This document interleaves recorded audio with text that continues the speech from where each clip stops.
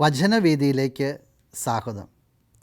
യെശയ്യാ പ്രവാചകൻ്റെ പുസ്തകം 26-ാം അധ്യായം 9-ാം വാക്യത്തിൻ്റെ ആദ്യ ഭാഗം.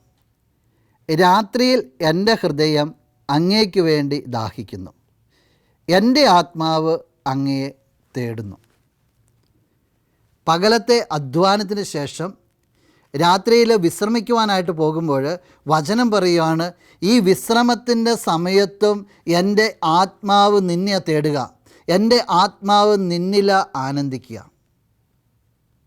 പകലത്തെ അധ്വാനം അത് കഷ്ടതകളിലൂടെ കടന്നു പോകുന്നതാണ്.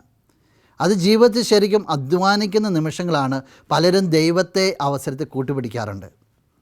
പലപ്പോഴും നമ്മൾ ഉറങ്ങുവാനും പോവുക ദൈവത്തിന് നന്ദി പറഞ്ഞിട്ടാണ്.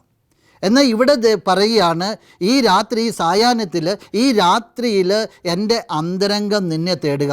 ഈ രാത്രി ഞാൻ ഉറങ്ങുന്നത് നിന്നെ മാത്രം ധ്യാനിച്ചുകൊണ്ടാണ്. ഈശോയുടെ ജീവിതത്തിലേക്ക് നോക്കുമ്പോൾ നമുക്ക് പലപ്പോഴും കാണുവാനായിട്ട് സാധിക്കും. രാത്രിയിൽ മലമുകളിലേക്ക് യാത്ര ചെയ്യുന്ന ഈശോ, പ്രഭാതത്തിലെ മലമുകളിൽ നിന്ന് ഇറങ്ങി വരുന്ന ഈശോ, ദൈവപിതാവുമായിട്ട് സംസാരിക്കുക. നിൻ്റെ ജീവിതം മുഴുവൻ പ്രാർത്ഥനാ നിർഭരമായിരിക്കട്ടെ. ദൈവവുമായിട്ടുള്ള ആഴമേറിയ ബന്ധത്തിൽ ഹൃദയത്തെ ഉറപ്പിച്ച് നിർത്തുവാനായിട്ട് നിനക്ക് സാധിക്കട്ടെ. അങ്ങനെയാണെങ്കിൽ ഹൃദയം എന്നും സന്തോഷിക്കും. നീ ഏതൊക്കെ കാര്യങ്ങൾ ഇടപെടുന്നോ അതൊക്കെ പച്ച പിടിക്കുന്ന കാണുവാൻ സാധിക്കും. അവിടെയൊക്കെ ദൈവത്തിൻ്റെ ഇടപെടൽ ദർശിക്കുവാൻ നിനക്ക് സാധിക്കും. നമുക്ക് പ്രാർത്ഥിക്കാം. നല്ലവനായ കർത്താവേ, ഈ വ്യക്തിയെ പ്രത്യേകമായിട്ട് സമർപ്പിക്കുകയാണ്.